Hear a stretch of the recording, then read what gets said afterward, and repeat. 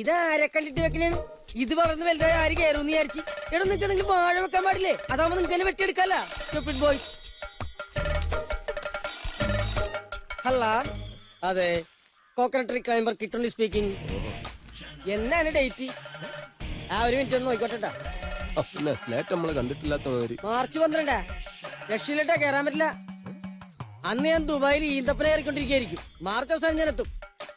അന്നേരം ഒന്ന് വിളിച്ചോക്ക്. തേങ്ങ തലയിൽ വീണ് താൻ ചത്തില്ലെങ്കിൽ നമുക്ക് കാണാം.